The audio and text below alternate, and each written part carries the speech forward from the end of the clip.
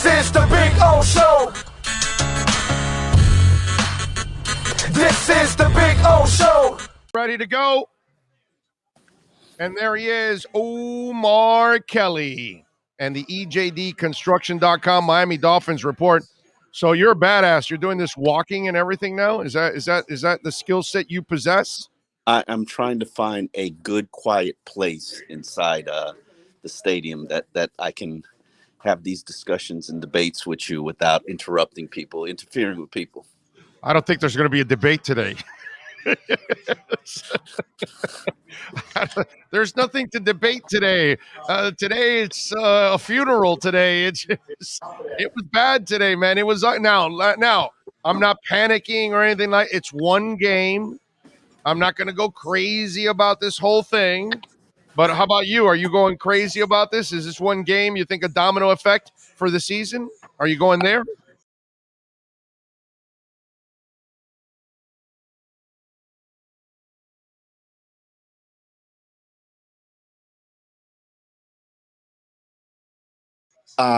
No, I don't think it's a domino effect for the season. I mean, I right now have to question and concern myself a little bit about Tua's durability, which is something that I knew coming into the draft, and I was okay with it. It was a risk, but I didn't expect, to lose him at a physical hit that we've seen Tannehill take 25 times a season.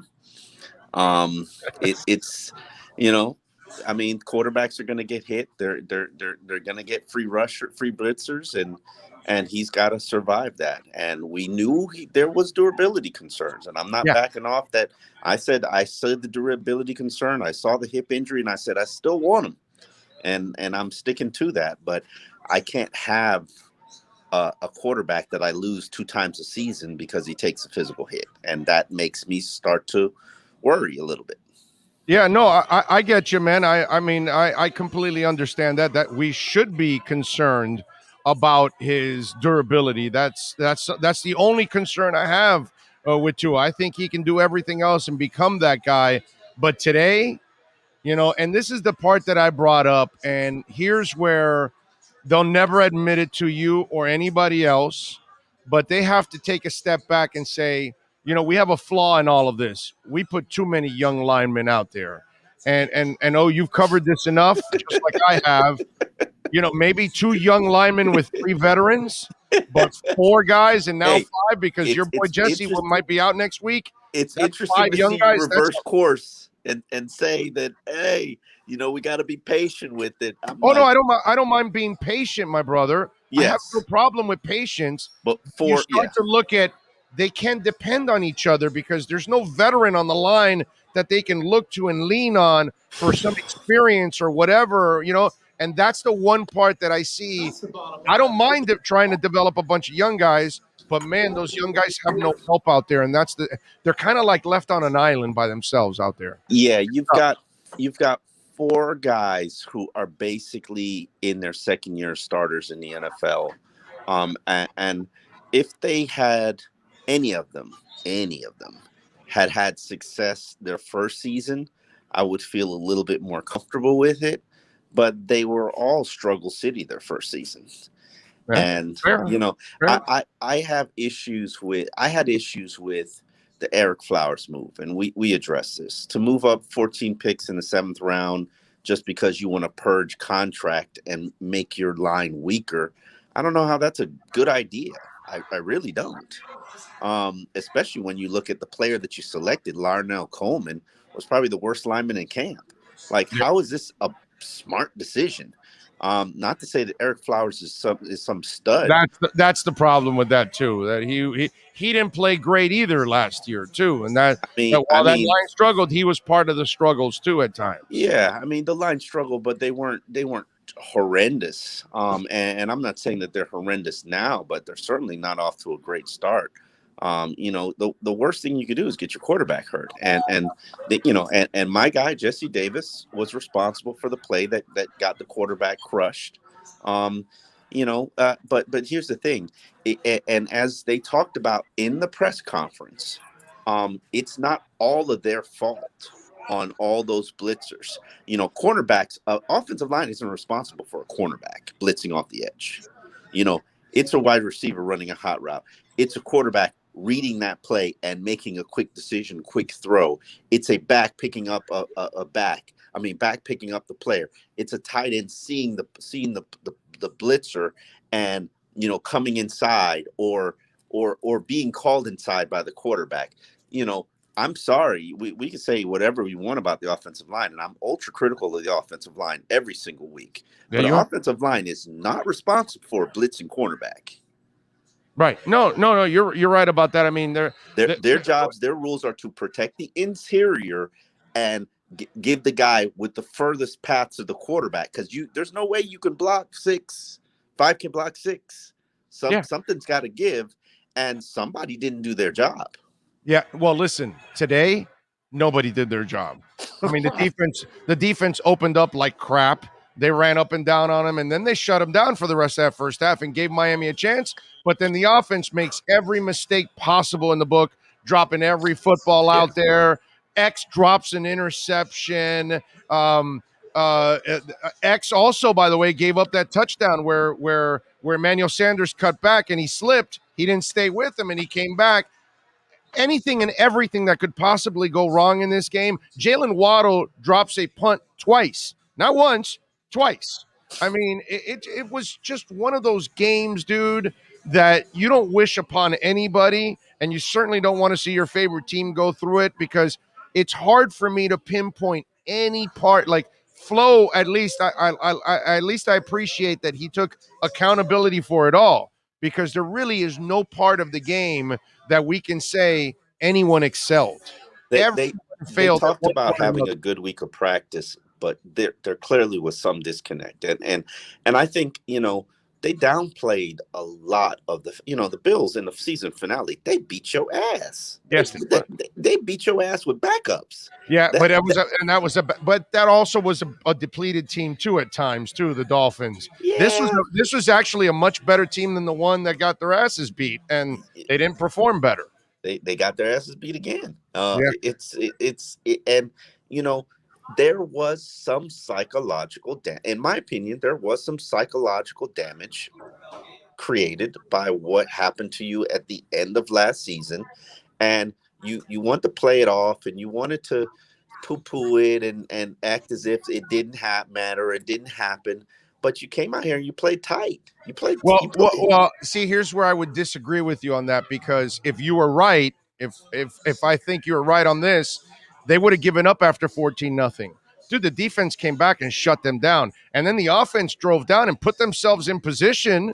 I mean, it's not like they didn't call the right play. Devontae Parker has the ball in his hands in the end zone. That's a touchdown. And then my boy Jakeem Grant, your boy Albert Wilson, they're dropping balls like it's going out of style. They had it could have been a tie game at the end of that first half. They really came back on them. They had 4 opportunities to score in the first half, and they squandered them all. But that's my thing. You're playing tight against the Buffalo Bills. This is a big game. This is going to be the showdown for the AFC East, at least, or you thought it was. And you came into the situation playing really tight, and you basically embarrass yourself. I don't know if there's a bigger embarrassment in the NFL than what the Dolphins did today. No, this is as embarrassing as it gets. And you and I have had this conversation many times, and we've gone back and forth on it. Jakeem Grant, I'm a big defender of Jakeem Grant, but I've said the beauty of having all these receivers is you don't have to use them.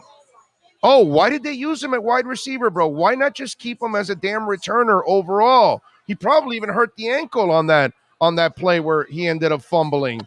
That's the part I don't understand, why they ended up using him anyways at wide receiver when he's proven to you he's not reliable as a wide receiver.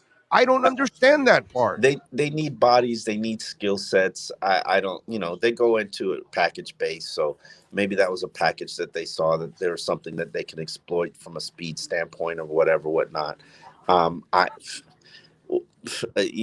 stopped. Where's Mac Hollins, bro? I mean, that's a good question. And your boy Albert Wilson drops 2 balls already in this game. And it's like, where the hell is Matt Collins? Because right now, for me, I'd rather have Matt Collins as a wide receiver over Albert Wilson, and certainly over Jakeem Grant. I don't understand that part. He's big, he's physical, he's a tough kid. He's shown you good hands. You want to throw stuff in traffic. Why are you throwing it to midgets? Get Matt Collins in there and get a bigger body for the quarterback. Wow. No, I'm serious. You're right. I can't. I mean, you're trying to get a tough, like, I'm sorry, I'm trying to get 6 yards. The last guy I'm throwing it to is Jakeem Grant. Hey, man. And I'm the head of the Jakeem Grant fan club. But I know what I want in Jakeem Grant. I want you as a returner, and it's over, bro. You stay in your lane. You know what I mean? It was like Ted Lasso's episode this week. It was a terrible episode. It had nothing to do with the show. They went on some rant. Stay in your lane, Ted Lasso. Same thing here. You got to stay in your lane, man. That's what the Buffalo Bills said to the Miami Dolphins. They were like, we're a heavyweight. You're a welterweight. Stay in your weight class. Like, you can't get in the ring with us. And it's clear. Like, there's nobody who could sit here and say that these are 2 teams are close. They're not. No, but none of us said they were better than the Bills. I don't think anybody. No local writers writing it.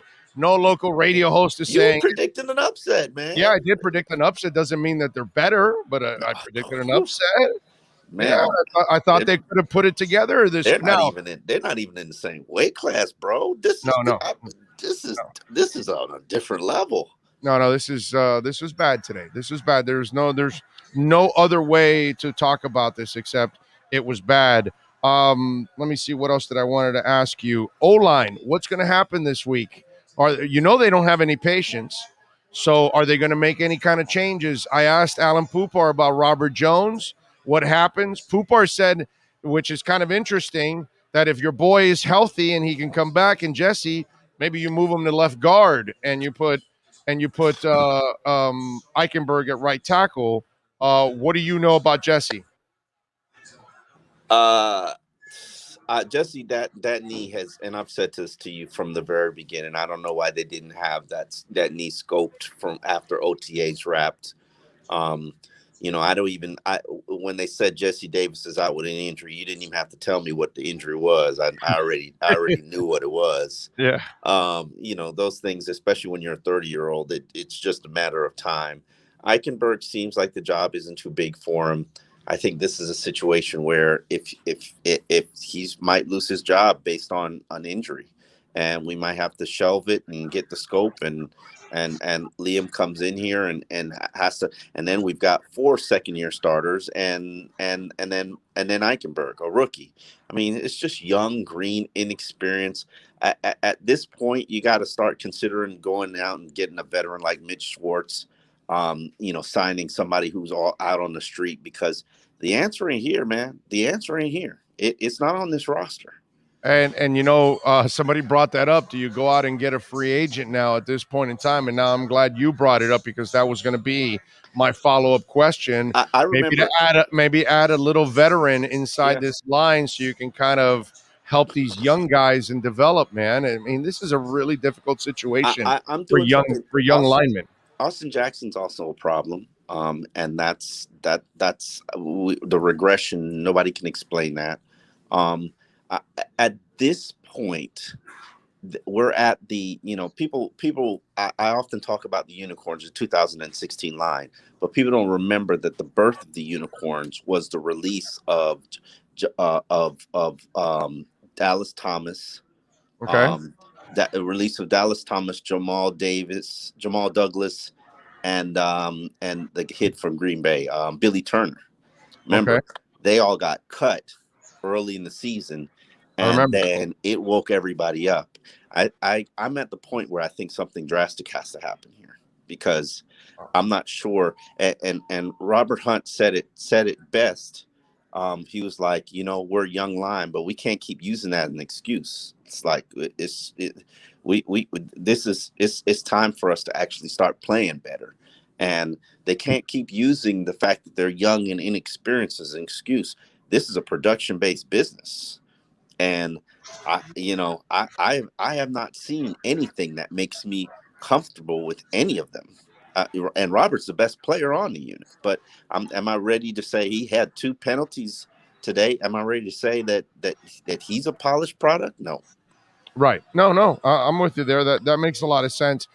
Jacoby, if Tua is out for a certain amount of weeks, and I know that this is not going to happen, but any chance they elevate Sinet and have a little competition between the two? No. Because No. I can't blame everything on Jacoby, but I No. don't have a lot of hope with Jacoby.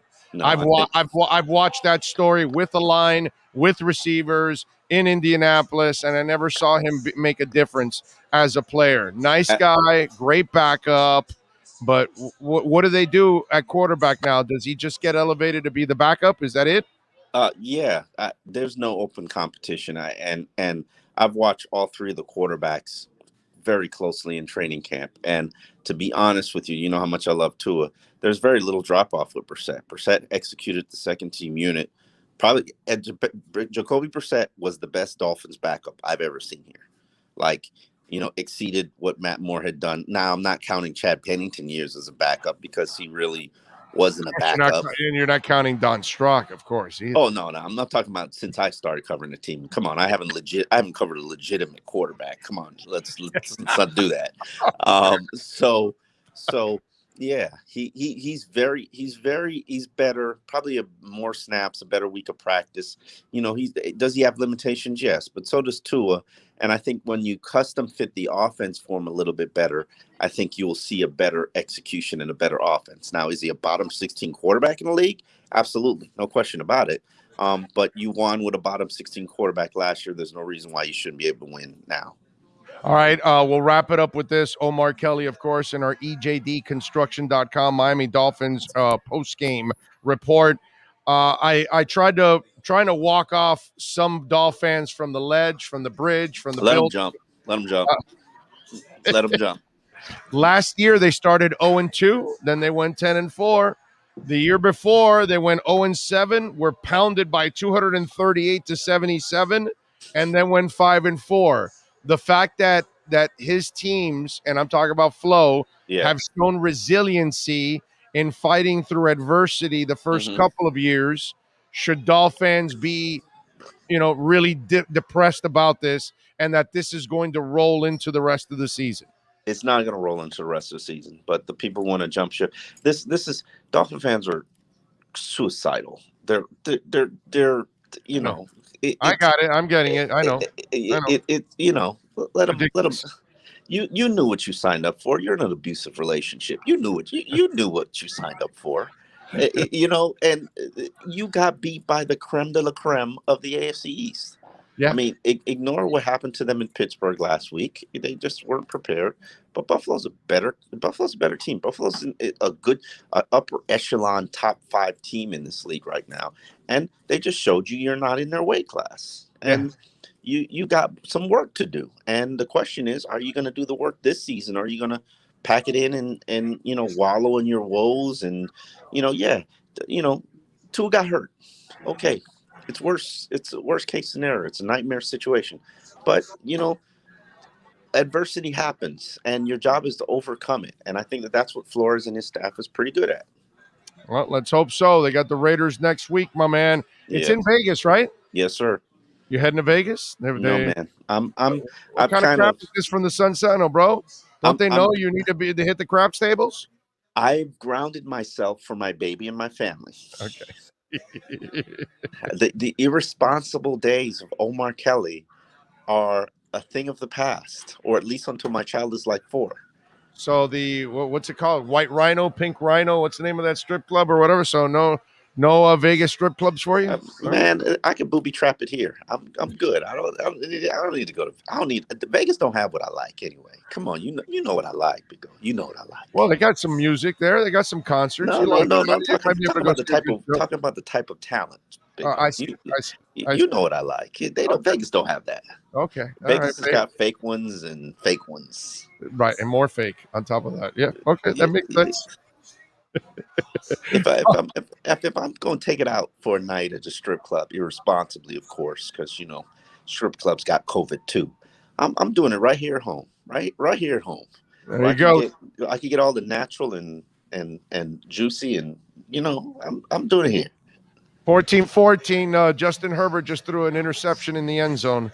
All right, good stuff. Follow him on Twitter at Omar Kelly. And more importantly, folks, subscribe to the Sun Sentinel and support Omar and all the great writers that they have here locally doing a fantastic job. We will talk to you tomorrow on the EJDConstruction.com Miami Dolphins report, my friend. Have a great night. You too.